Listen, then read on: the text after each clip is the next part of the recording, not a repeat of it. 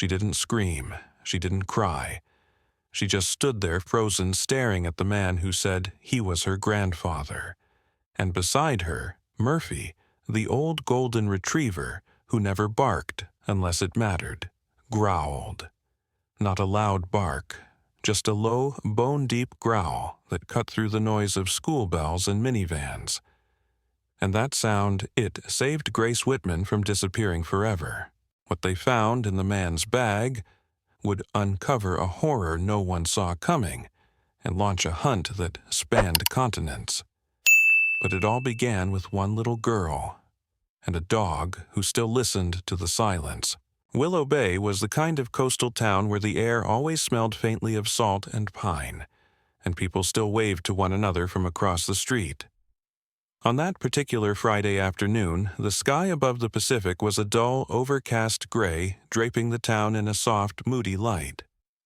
The breeze carried the scent of incoming rain, and a few gulls circled lazily over the steeple of the community church.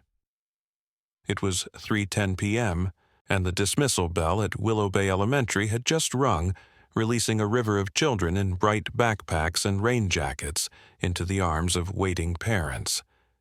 Among them stood Grace Whitman, a quiet 7-year-old with honey-blonde curls tied in uneven pigtails and wide sea-glass green eyes that missed nothing. She wore her usual pink and purple raincoat and sparkly unicorn boots, her petite frame straight and still as she waited on the granite steps of the school building. Grace was the kind of child who rarely spoke unless she had something important to say. Her teachers often described her as watchful, and her favorite place in the world was the school library where she devoured picture books about animals and silent heroes. Grace's mother, Claire Whitman, was a single parent in her mid-30s, a veterinary technician at the Willow Bay Animal Clinic. Claire had a warm smile, expressive eyes lined with fatigue, and a voice always tinged with soft reassurance. She was usually 5 to 10 minutes late picking up Grace due to end-of-day appointments or emergency calls with anxious pet owners. Grace never complained. Instead, she passed the time counting red cars or talking quietly to Murphy. Murphy, a 9-year-old golden retriever with a thick, aging coat the color of toasted caramel and cloudy, kind eyes, lay beside the front steps with his head resting on his paws. He wore a faded blue bandana around his neck frayed at the edges and a silver tag that read, Murphy, Retired Therapy Dog. Murphy had once served in the local therapy canine program, visiting hospitals and trauma centers, offering comfort without asking for anything in return. These days, he spent his afternoons with Harper Sloan, a school counselor in her early 40s, assigned part-time to the elementary school. Harper was tall and lean, with short auburn hair, always tucked behind one ear, and a quiet presence that made children gravitate to her without quite knowing why. After her younger brother had died in a tragic accident in high school, Harper had shifted her career from corporate HR to child psychology, a calling, she called it, born out of grief. The pickup zone buzzed with laughter and engine hums. Minivans lined the curb. Parents waved. Crossing guards joked about the weather. And then, without fanfare or announcement, a man walked calmly down the sidewalk and stopped just a few feet from Grace. He looked to be in his early 60s, tall and clean-shaven with neatly combed gray hair and wire-framed glasses. He wore a charcoal peacoat over a collared shirt and pressed slacks, the kind of outfit someone might wear to church or a school board meeting. He smiled when he saw Grace and lifted a hand in a slow, practiced wave. "Grace," he called softly, his voice light and affectionate. "Hey, sweetheart, I'm here to take you home. Your mom called me. She's stuck at work again." Grace didn't move. The man took a step closer. "It's Grandpa Frank. You remember me, don't you?" Still, she said nothing, but Murphy rose. It wasn't dramatic. The big golden dog simply lifted his head, then slowly got to his feet, one paw at a time, like a veteran sensing something no one else could. His body stiffened, His tail dropped low, and a low rumble started in his throat. It was a sound rarely heard from Murphy, deep, steady, unshakable. Grace's eyes never left the man, but she whispered, "That's not my grandpa." Harper, who had been chatting with another teacher nearby, turned at the sound of Murphy's growl. She immediately stepped forward, her face shifting from casual to alert. "Sir," she asked, her tone controlled. "Can I help you?" The man smiled again, but there was a flicker of annoyance behind it now. "I'm Frank Whitman, Claire's father. She said she'd be running late and asked me to pick Grace up." "I'm sorry," Harper said, positioning herself subtly between him and the girl. "We have protocols for pickups. If someone new is coming, the office needs prior notice and identification." The man reached into his coat. Murphy barked once, a sharp, echoing warning. Harper flinched, but didn't move. Slowly, she said, her voice low, "Please." He withdrew a driver's license and a folded sheet of paper. "Here, this is ridiculous." A few parents nearby had paused. One father instinctively stepped closer to his own daughter. Grace's lips trembled. "He smells wrong," she said. "Grandpa smells like cinnamon gum and clean laundry. He smells like metal." Harper glanced at Murphy, whose body remained rigid, his eyes locked on the man's every move. "Let's go to the office," she said quietly. "I don't think that'll be necessary," came another voice. It belonged to Henry Becker, the school's part-time security officer, a retired firefighter in his late 50s with a calm demeanor and shoulders like granite. He approached, slowly, radio already in hand. "Sir, I'm going to ask you to wait right here while we verify this." The man began to protest, but Murphy lunged forward, not attacking, but stepping directly in front of Grace. His growl returned lower and louder. The sound was unmistakable, protective, unmovable. The man backed up half a step. Just then, across the street, Elijah Brooks, a 24-year-old journalism intern for the local Willow Bay Gazette, was filming B-roll for a human interest piece about after-school programs. With dark curls, a habit of wearing two big sweaters, and a DSLR slung around his neck, Elijah had a reputation for asking too many questions and never quite dressing for the weather. When he noticed the growing tension, he instinctively raised the camera. Through the lens, he zoomed in just in time to catch Murphy's growl, the man's hesitation, and Harper's sharp expression. Something was happening. Within minutes, police arrived. The man, still claiming to be Grace's grandfather, was escorted into a squad car for questioning. His ID was taken, the note verified. But Murphy didn't relax until the vehicle pulled away and Grace had been led safely inside. As the sky finally let loose its drizzle, Elijah packed up his camera. He didn't know what he had just witnessed, but he had a feeling it was more than just a case of mistaken identity. The rain had not let up since afternoon, soaking the sidewalks of Willow Bay in a constant, quiet drizzle. The town's small police station sat near the harbor, its single blue awning flapping in the wind, as Officer Jenna Ward stepped inside with the suspect in tow. The man who had introduced himself as Frank L. Whitman remained calm, even courteous, but there was a strange detachment in his eyes, like someone playing a role he hadn't fully memorized. Jenna, a patrol officer known in the department for her discipline and icy focus, had handled dozens of false ID cases before. But this one felt different. Something about how the man smiled too easily, how he didn't flinch when Grace cried, how Murphy, the golden retriever, wouldn't let his eyes off him for a second. She brought the man into interview room B, had him sit, and collected his license and the document he claimed was a custody note signed by Grace's mother. Lieutenant Marcus Avery, a seasoned officer in his early 50s with a wide chest and crow's feet at the corners of his eyes, examined the ID closely. His fingers moved over the lamination. "Too clean," he muttered. "Feels like it came out of a catalog." He passed it to the administrative clerk on duty, who ran the name and license number through the state system. A few minutes later, the result blinked back on the screen. No match found. Jenna returned with the briefcase the man had refused to surrender until they reached the station. When she placed it on the evidence table and opened it, her expression darkened. Inside were 3 items: an amber prescription bottle, labeled only with a code for a veterinary sedative, a coiled bundle of black zip ties, and a small pink baseball cap. Embroidered across the front in playful cursive was the name Maddie. Marcus stared at the contents in silence. "Well," he said finally, "that's not something a real grandfather usually carries." Later that evening, Grace Whitman sat with her mother Claire on the living room couch. Claire, shaken, tried to remain composed as she spoke with Officer Jenna over the phone. "No," she said firmly. "My father passed away in 2016.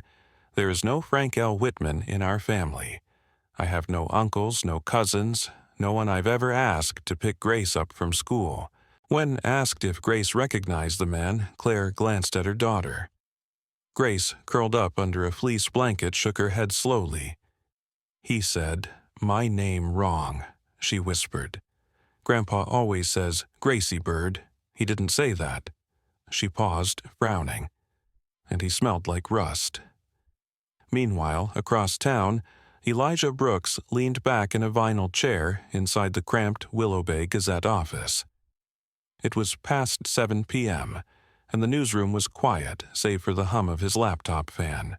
Elijah was still reviewing the footage he'd captured outside the school earlier, pausing and replaying Murphy's growl, the strange man's reaction, Harper stepping in.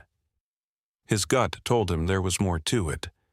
He typed out a few notes, debating whether to call it in as a possible human interest story, when a new email appeared in his inbox.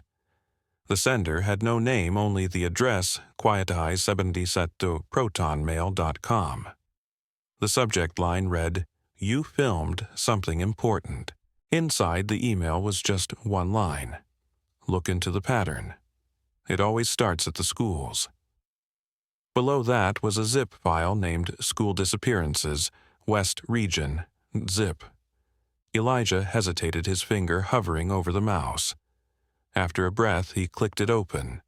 The folder contained scanned newspaper clippings, digital case summaries, and lists of missing children across small towns in Oregon, Washington, and Colorado. All of them had disappeared within a few miles of elementary schools. All of them were around Grace's age. And all of them, every single case had occurred within the last 10 years, many with no leads or suspects. Elijah sat back in his chair, stunned. It wasn't just about Grace. It never was. The air inside Willow Bay Police Department was heavy with the stale scent of coffee-wet fabric and tension.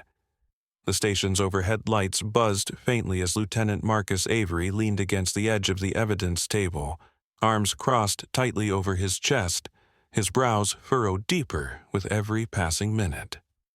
In front of him, the ID that had once read Frank L. Whitman lay beneath a transparent evidence sleeve next to the contents of the suspect's bag, the sedatives, the zip ties, and the pink cap marked Maddie. Behind the two-way glass of Interrogation Room B, the man sat upright in the hard metal chair, his posture composed, hands still cuffed. He hadn't asked for a lawyer. He hadn't spoken more than 3 sentences. He didn't blink often. There was a measured coldness in the way he sat, like someone who had rehearsed stillness. At 10:24 a.m., the FBI arrived. Special Agent Valerie Trent entered with a briefcase in one hand and a tablet in the other. She was in her early 40s with short dark hair cut close to her jawline and a tailored navy suit that somehow stayed immaculate despite the rain outside. Valerie had a sharp analytical presence, the kind that made even seasoned officers instinctively straighten their posture. Her voice when she spoke was crisp. "We ran the facial recognition algorithm through the Bureau's deep index. He's not Frank L. Whitman. Real name is Martin Edward Langley. 63 years old, no fixed address, 2 sealed juvenile offenses, and 2 sealed investigations related to missing minors in Illinois and Oregon, both dismissed for lack of evidence. Avery exhaled slowly. So we're not dealing with a confused grandfather. Not even close, Valerie said. He's a professional. He knows how to hide his tracks. No bank accounts, no Social Security activity since 2004. No driver's license in his real name since 1999. He doesn't exist in the modern system. Officer Jenna Ward stood quietly nearby, a file tucked under her arm.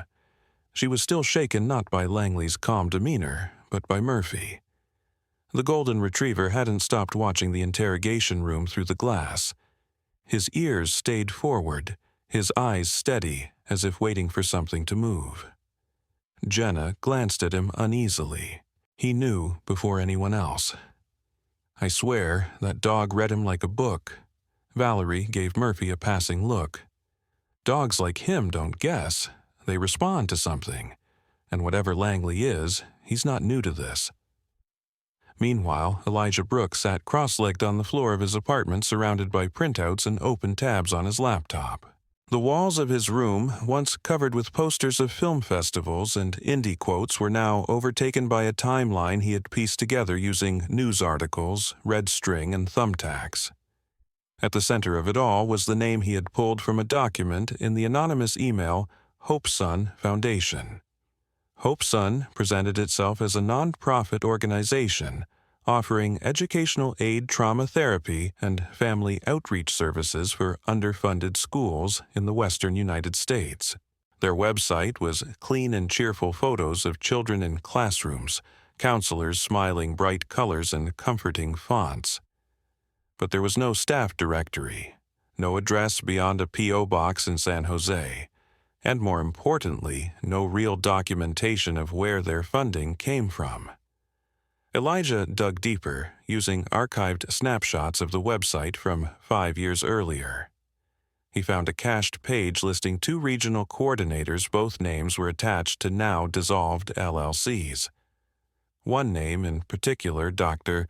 Reed Holloway, had shown up in 3 local news stories connected to missing children. Not as a suspect, but always as a speaker. He gave televised statements during the aftermath of disappearances, offering condolences on behalf of Hope Sun. Elijah printed the articles and circled the man's face with red marker. Dr. Holloway had thinning blonde hair, thin-rimmed glasses, and a politician's smile.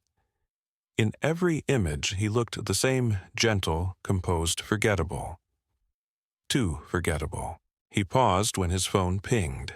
A new email from QuietEye77, protonmail.com. Subject, You're close. Look into the school district contracts. Hope Sun works in shadows. Attached a single-page PDF. It was a photocopy of a grant agreement between Willow Bay School District and Hope Sun, signed by a name Elijah didn't recognize, Susan Greaves, listed as Youth Services Liaison. The date of the contract 6 months before Maddie Rowe disappeared in Colorado. Back at the station, Valerie returned to interrogation room B. She sat across from Langley, tablet in hand. Her tone was neutral, clinical. Martin, we know who you are. We know your history. We've seen this pattern before. Langley didn't respond. She set the tablet down and rotated it so he could see the screen. It displayed a photo of a missing child. Maddie Rowe. Blonde hair, gap-toothed grin, missing since spring of last year. This cap was found in your bag, Valerie continued. Her name is stitched on it. Your fingerprints were on the brim. Langley blinked. Just once. Valerie leaned in slightly. You can help yourself or you can dig deeper. Your choice. Outside the room, Jenna glanced again at Murphy. He hadn't moved, but his muscles were tight, his breathing shallow. He was waiting. And then, without warning, Langley looked up. His voice was calm, almost detached. You'll never find the rest. Valerie didn't flinch. Try me. The rain had finally stopped in Willow Bay, leaving behind a fog that curled low along the coastal streets, like fingers not yet ready to release their grip. The police station, still humming with quiet intensity, had been sealed off to the public since the FBI arrived. Upstairs in the small tech analysis room, the hum of the evidence laptop was the only sound that broke the stillness. On the screen, folder after folder retrieved from the USB drive hidden in Martin Langley's suitcase. Special Agent Valerie Trent stood with her arms crossed, her eyes narrowed as she scanned through the thumbnails. Each folder was titled with clinical efficiency, Denver, Candidate, A, Willow, Option 2, Bayfront, Observation, and inside were photographs. Not posed, not playful. Surveillance shots. Children walking to school, waiting at crosswalks, sitting alone on swing sets. The one labeled Willow Alt, Option 2, contained 9 images of Grace Whitman, all taken from a distance. Different days, different outfits, always around 3:10 p.m. Her backpack changed, her shoes didn't. One shot showed Murphy lying beside her, his gaze directly toward the lens as if the dog knew. Valerie didn't speak at first. She simply clicked to the next folder. Bay, Option 1. Inside was another girl slightly older, around 8, red curls, green hoodie, yellow rain boots. One file was named Maya Daniels.jp. The timestamp on the photo was from just last week. Valerie made a note. Bayfront Elementary was less than 12 miles away. Downstairs in the evidence holding room, Officer Jenna Ward sat beside Murphy, who lay stretched out on the cool tile floor. His eyes were half closed, but his ears flicked every time someone walked by. Jenna had begun to trust those ears more than her own instincts. When she leaned down and scratched his fur behind the ears, his tail gave a lazy thump. Upstairs again, Valerie turned to her partner, Agent Nolan Pierce, who had just arrived from Portland HQ. Nolan was in his late 30s, compact and quick, with sandy blonde hair, always in need of a cut and an unshakable habit of chewing on pens. He was newer to the task force, but had already developed a reputation for finding digital connections others missed. He peered at the screen with a frown. Same file structure as the Davis case in Colorado, he said. Same hierarchy, same naming system. They're mapping. Targeting, Valerie corrected. Meanwhile, Elijah Brooks sat on the cracked concrete steps outside a small suburban duplex just outside Willow Bay. He tightened his scarf as the cold fog crept up his collar. The house belonged to Nina Carter, aunt of Savannah Carter, a girl who had gone missing 2 years earlier in Seaside, Oregon. Savannah had been 10 quiet. Curious, a girl with a sketchbook always in hand. She vanished while walking home from her therapy session at a Hope Sun Community Partner Center. Nina, a woman in her mid-50s with silvering hair tied in a low bun and deep lines under her eyes, answered the door with wariness. She was short, round-shouldered, and dressed in a thick cable-knit sweater that looked handmade. When Elijah explained who he was and what he was investigating, she invited him in not out of trust, but desperation. Everyone stopped calling. After 6 months, Nina said, pouring tea with hands that trembled slightly. The town, the police, the school. Hope's Son kept promising resources and counselors. They held vigils. Then they disappeared too. Elijah showed her a printout of Hope's Son's archived site, where a man named Dr. Reed Halloway had given a public statement the week Savannah went missing. Nina looked at the photo, then looked away. He came to my house, sat on that couch right there, told me Savannah would have wanted me to have peace. You know what that means to a woman who's lost her only niece. Elijah gently slid a photo across the table, the pink hat marked Maddie found in Langley's bag. Nina stared at it. Savannah had a hat just like that.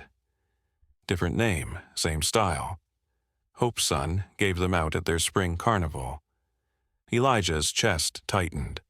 The pieces were starting to fit too neatly, Back at the station, Agent Valerie was preparing a briefing for law enforcement across the county. Maya Daniels Bay, option 1, was confirmed as a student at Bayfront Elementary. Her file showed no previous red flags, no custody issues, no recent absences. But she fit the profile, small, independent, trusted by her school to wait alone. Valerie asked Officer Avery to contact the principal at Bayfront. "We need to get eyes on Maya." Quietly. If Langley had her on his list, someone else might be watching now. Langley, when asked again about Maya, smiled and said nothing.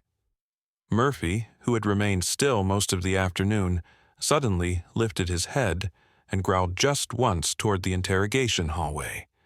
Jenna looked up sharply. She knew that sound. It wasn't fear, it was warning. The fog lingered late into Thursday morning, hanging low around Bayfront Elementary like a breath not yet exhaled.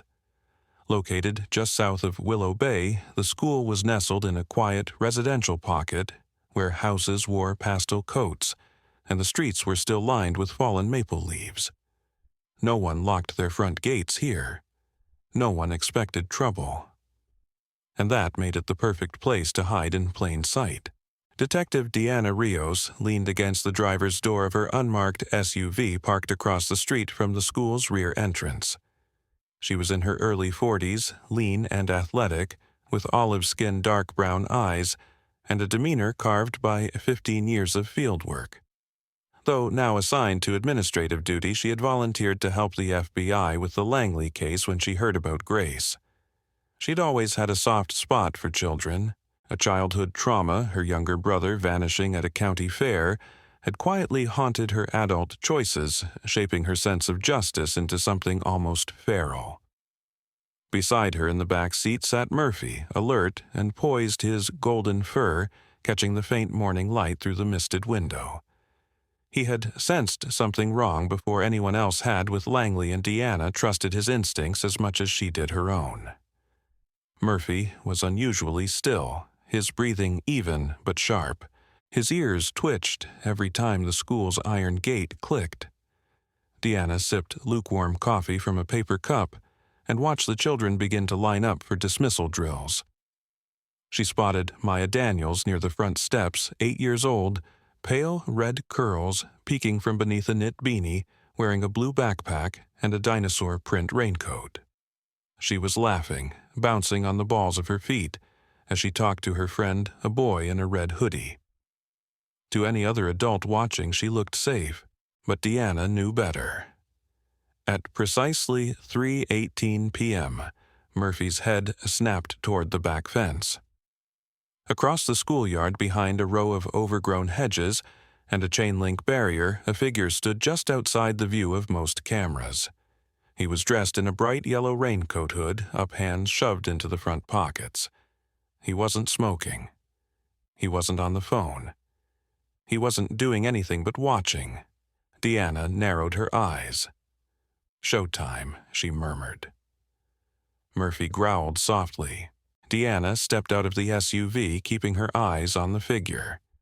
She moved quickly but didn't run. "Hey," she called, voice steady but firm. "Can I help you with something?" The man flinched. That was all she needed to see. He turned and bolted, cutting through the alley behind the school's gymnasium. Deanna was already sprinting after him, radio bouncing on her belt. Suspect fleeing on foot. Male, yellow coat approximately 6 feet. Heading north on Wren Street. "Murphy, go." She unclipped the leash. Murphy lunged forward, his movement fluid, an explosive pause thundering against the pavement. The man dodged between garbage bins and ducked past a parked van. He was fast but not trained. Murphy was. They rounded a corner into a dead-end lot, rusted fencing on all sides. The man realized it too late. He tried to scale the fence, but Murphy was faster. He launched, catching the man by the lower arm teeth, firm but controlled. The suspect howled and dropped to the ground just as Deanna arrived, gun drawn but safety on. "Hands behind your back," she commanded. The man struggled, panicked, but Murphy didn't let go until Deanna had the cuffs locked tight. Back at the Bayfront Police Department, the man was booked under the name Calvin Royce Miller, 52, a transient with a petty criminal history, trespassing, loitering, minor drug possession. Nothing violent. Nothing that flagged him as a predator. But that was the problem, Deanna thought later as she watched him through the interview window. He blended in too well.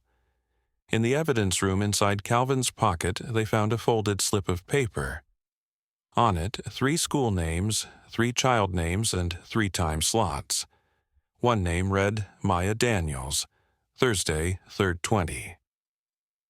Meanwhile, back in Willow Bay, Elijah Brooks sat in the basement office of Hal Thatcher, a retired cybercrimes officer and former mentor to Elijah's late brother. Hal was now 65, stooped slightly from a bad back with white hair like sea foam and hands that shook only when he didn't drink his morning tea. He wore a heavy cardigan and spoke in short, annoyed bursts. But behind his reading glasses, his eyes were still sharp. "You know this is illegal." Hal grunted as he plugged the USB drive into his decommissioned rig, one that wasn't connected to the internet. "You come to me with a federal evidence stick and expect me not to call someone I'm not asking you to tamper," Elijah said calmly. "Just help me read what's buried. You taught me most of this, remember?" Hal didn't smile, but he nodded. It took only 10 minutes to find what Elijah had suspected. Buried beneath 3 layers of encryption inside a folder labeled Classroom Husky Sounds was a keyword registry, each entry tagged and hyperlinked to forum URLs. The list was titled Blue Harvest Master Log. "Dark web," Hale muttered. "This isn't just someone's sick collection. These are operational records." There were 22 child profiles, name-age photos, timestamps. Grace Whitman was on the list, Maya Daniels, even Savannah Carter. But some names had no missing reports attached. Yet, each entry linked to a thread inside a site called Blue Harvest, a known but rarely cracked forum used for trafficking coordination. Elijah stared at the screen bile rising in his throat. "They're cataloging kids." "Not cataloging," Hal said. "They're auctioning." The interrogation room smelled faintly of antiseptic and dust. Fluorescent lights buzzed overhead as Calvin Royce Miller sat hunched at the metal table, his shoulders tense, his cuffed hands trembling just slightly. His yellow raincoat, now bagged and labeled in evidence, hung in a locker down the hall. He looked smaller, without it, ordinary, unremarkable. That was what made him dangerous. Across the table sat Special Agent Valerie Trent, her notepad, untouched fingers steepled under her chin. Next to her stood Detective Deanna Rios, arms folded across her chest, expression unreadable. Neither woman had spoken in over a minute. They were letting the silence pull at Calvin's nerves, and it was working. When Calvin finally spoke, his voice was low and brittle. "I never touched her. I never got close enough." He glanced up, eyes flicking toward the observation window. "I only watched. That was the deal." Valerie leaned forward slightly, watched for who Calvin licked his lips, then gave a thin, reluctant smile. "Langley had rules. No improvising, no contact. I was just the observer. I followed the kids, took notes, mapped routines." He shrugged. "Some kids weren't suitable." "Define suitable." Deanna said, her tone flat. "Quiet, obedient, lonely. Ones that don't make scenes." Valerie tapped the file on the table. "Grace Whitman was on your list. She made a scene." "That's why it failed," Calvin said. "She wasn't supposed to scream. She wasn't supposed to fight. Langley said she'd be an easy one. But that dog—" He trailed off, eyes darkening. "That damn dog ruined everything." Murphy, who was lying just outside the room beside Jenna Ward's desk, lifted his head slowly at that exact moment as if summoned by instinct. She screamed. She cried. People looked. Calvin continued now, visibly unraveling. That's what Langley hated. Noise. We called her Option 2, but she wasn't on the final list anymore. Too loud. Deanna's jaw clenched. You mean she was rejected because she had the courage to speak up? She made noise, Calvin repeated almost defensively. Noise breaks the rhythm. In a nearby room, FBI agent Nolan Pierce worked alongside a digital forensics specialist, Camilla Voss, a soft-spoken woman in her early 30s with thick glasses and an encyclopedic knowledge of encrypted web protocols. She was slender, pale, and always wore fingerless gloves due to a long-standing allergy to certain plastic surfaces, a detail that had made her something of a legend at Quantico. Camilla pulled up the updated child list from the Blue Harvest archive. Grace's file has been marked, she told Nolan. Code tag, noisy, reject, row 3. Same for 2 other children we've recovered from separate investigations. This group filters targets based on behavioral profiles. Nolan frowned. So the system didn't fail. It self-corrected when the kids fought back. Camilla nodded. They've built a psychological blueprint, and they're screening for silence. Back at the Willow Bay Gazette office, Elijah Brooks clicked publish on his first major story, The Watchers at the Gate. How one dog and one girl exposed the quiet industry behind Hope's Son. The piece was written in sharp emotional prose, backed by verified documents and redacted interview logs. Elijah had debated for hours whether to name Grace or mention Murphy, but in the end he changed identifying details. He knew the story would spread. He didn't want it to become spectacle. Within 4 hours, the article had been picked up by 2 regional papers. By the end of the day, it was trending on social media under hashtags like Trust the Growl and Alca Justice for Maya. That same evening, FBI Seattle received over 600 calls from parents, teachers, and even social workers claiming to have had previous dealings with Hope's Son Foundation, most reporting strange inconsistencies, fake sign-in sheets, one-time counselors' programs that vanished overnight. The weight of public pressure cracked open the door. By midnight, the Department of Justice formally announced a federal investigation into Hope's Son and all of its subcontracted psychological service centers. A full task force was assembled. Valerie Trent was appointed regional liaison. Murphy, oblivious to the storm he'd helped ignite, sat quietly in the corner of the police conference room, eyes half closed, tail brushing the linoleum floor. Grace had sent him a crayon drawing earlier that afternoon, Murphy standing like a knight in front of a castle. Grace behind him holding a flag that read, "I'm not afraid to be loud." Deanna stared at the drawing for a long time before pinning it to the whiteboard next to a photo of Langley. Back in his holding cell, Calvin sat alone on the bench, staring at his own fingers. When a new agent slid a folder into the room with a printed photo of Maya Daniels and the words Target Bay Option 1, he didn't smile this time. She wouldn't have screamed, he said quietly. That's why she was perfect. But he didn't know not yet how close they had been to losing her, or how loud the truth was about to become. The Monday sun came late to Willow Bay, pushing through thin clouds like it was too tired to shine.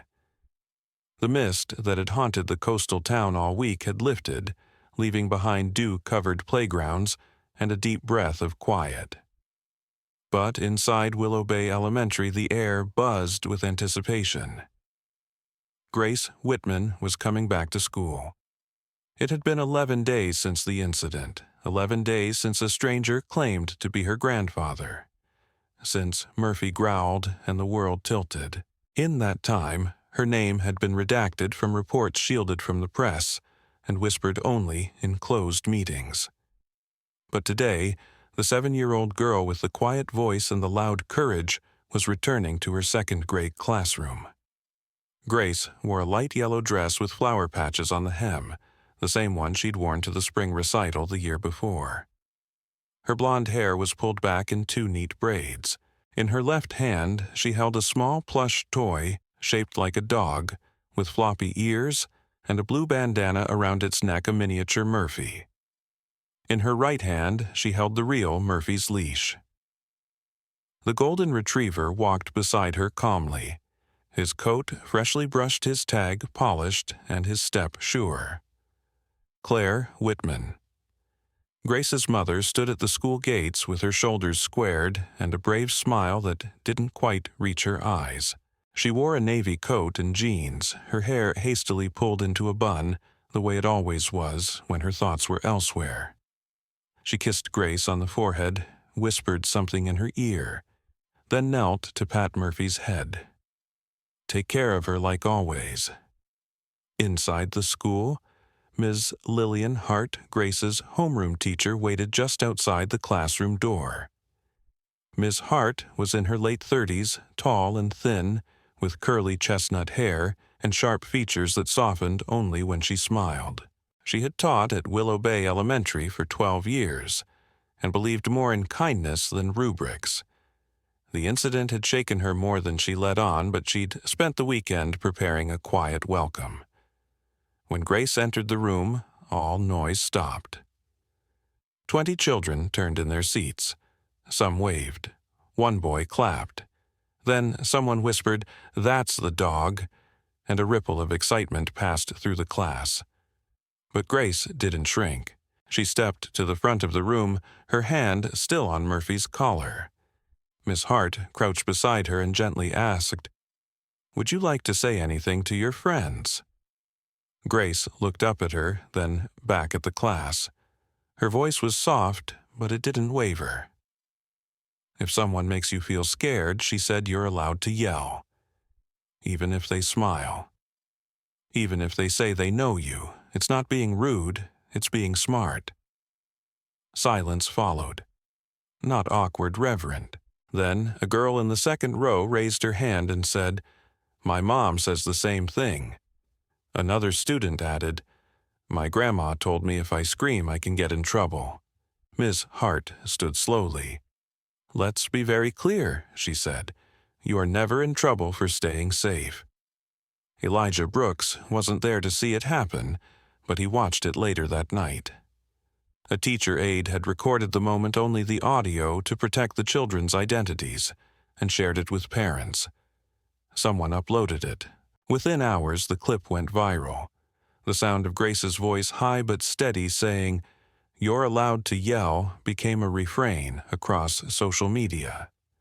"Be smart, not silent" began trending. Schools across the region added it to their safety programs. Back in his apartment, Elijah sat staring at his laptop, unsure of how to follow what he had already started. His inbox was overflowing with messages, some from journalists, others from parents, even a few anonymous tips. But one stood out. From Shaw, hefby.gov. Subject: "What you found may be bigger than we thought." Body: Mr. Brooks. "My name is Special Agent Helen Shaw. I'm part of an international crimes task force tracking cases similar to the one in Willow Bay. Your article drew our attention not just because it was accurate, but because it confirmed what our international units have suspected. We've linked Hope Sun Foundation to 2 other organizations operating in the EU under different names. If you're willing, I'd like to set up a call. There's a bigger picture here, and it started in your town. H. Shaw." Elijah read the message twice, then a third time. He felt the weight of it settle into his chest. He had thought Willow Bay was the story, but maybe it was only the spark. Downstairs, a storm was rolling in. The wind rustled the window frames, and the town prepared for another wet night. But in the hallway of Willow Bay, elementary Grace stood a little taller. Murphy sat beside her as classmates surrounded them, not to ask questions, but simply to listen. Grace looked down at Murphy and whispered, "I think they heard me." And Murphy, faithful as ever, wagged his tail, once then leaned into her side. The town square of Willow Bay had never seen so many people gathered at once. Under a crisp autumn sky, brushed with amber clouds, folding chairs lined the sidewalks, and strings of soft golden lights were hung between lampposts. A small wooden stage had been erected in front of the old community library, its banner fluttering gently in the breeze, in honor of everyday heroes. Murphy sat at the center of it all. The 9-year-old golden retriever lay with quiet dignity at Grace's feet, his head resting on his paws, ears perked gently at every rustle and cheer. His fur had been brushed to a soft sheen, his tag polished until it caught the light. A navy blue ribbon adorned his collar, and his calm gaze took in the crowd like a seasoned guardian. Though hundreds of eyes were on him, he remained still composed, as if he understood what was happening. Wasn't about attention, but about acknowledgement. Standing beside the podium, Mayor Diane Kessler, a stately woman in her early 60s with sharp cheekbones and a silver pixie cut read from the certificate held in her hands. Diane had governed Willow Bay for over a decade, respected for her empathy and clarity, especially after losing her husband to a hit-and-run years ago. That pain had shaped her into a protector of community, especially of its children. And so she said, voice steady through the microphone for his courage, instinct, and unwavering loyalty, "We present the Honorary Medal of Civilian Bravery to Murphy, a retired therapy dog whose silence saved lives." The crowd erupted in applause. Children clapped some, crying out Murphy's name. Grace smiled wide, but held her composure, standing tall beside her mother. As the mayor knelt to gently fasten the medal to Murphy's collar, Grace leaned down and whispered close to his ear, "You're my superhero." Murphy wagged his tail once. As the celebration continued, a darker story unfolded elsewhere. 2 hours away, just past the state line, FBI tactical teams in black vests and dark vans moved with precision into 3 rural properties listed in the metadata of the decrypted Blue Harvest USB. The raids were coordinated, quiet, and swift. At the 3rd location, hidden behind the overgrown trees of a rundown farmhouse outside McMinnville, they found her. Olivia Jameson, age 11, missing since 2019. She had been listed as Candidate C withdrawn in Langley's files. Somehow, she'd survived, kept in an isolated basement, fed and controlled, but alive. She was found sitting on a cot with a threadbare stuffed giraffe in her arms, eyes wide but unbroken. When the agents knelt before her and asked for her name, she said nothing, but she pointed to the back wall where someone had scratched into the concrete Olivia. "I am here." The story hit national news within hours. Meanwhile, in Washington, D.C., Elijah Brooks sat in a leather chair at the Justice Department, watching a stream of images flicker across a wall-mounted screen maps, names, connection lines. The room was filled with serious faces, agents, analysts, techs, each more focused than the last. At the head of the table sat Special Agent Helen Shaw, early 50s dark skin and silver-streaked curls pulled into a low ponytail. Her demeanor was clipped and exact, but she greeted Elijah with respect. She tapped her finger against the USB drive resting in front of him. "This one came from a backup server we seized 2 days ago. We've cracked most of it, but the final folder, we thought you should see." The folder's name read, Annika, Prague. Elijah's mouth went dry. He reached for the mouse and clicked it open. Inside were 3 files. A scanned passport photo of a girl no older than 9. Curly dark hair, thin shoulders, eyes like dusk. A document in Czech partially redacted, and a series of grainy photos taken through windows, her walking in a courtyard, sitting in a classroom, staring through a barred window. She was flagged as acquired in 2021, Shaw said. Interpol has no active missing report for her. We think the records were erased at the source. Local authorities believed she was a runaway. "Is she still alive?" Elijah asked.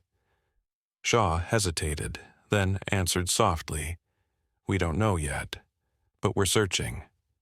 Your reporting what you started put pressure on domestic systems. It's unraveling connections globally now. She might never have been found otherwise. Outside the building, the American flag stirred in the wind, but Elijah wasn't looking at it. He was staring at the girl's face on the screen. There was something in her eyes, resilience, yes, but more than that. A quiet plea. A voice unheard. Later that evening, Elijah stepped out into the streets of D.C., the city lights casting his shadow long across the sidewalk. He pulled out his phone and opened a draft of his next article. Its title blinked on the screen, The Girl in the Folder. Back in Willow Bay, the ceremony was winding down. Grace sat beside Murphy on the edge of the stage, sipping hot chocolate from a paper cup. The town's children ran around the square with paper medals of their own, shouting names of superheroes, some real, some imagined. But none louder than the ones who said Murphy Deanna Rios stood at a distance, arms crossed, watching them all. Her phone buzzed with a message from Valerie Trent. One more location flagged. Prague confirmed. Working with Europol. More kids than we thought. But they're not invisible anymore.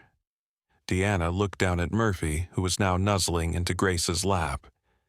You heard all of it before we did, didn't you? She murmured.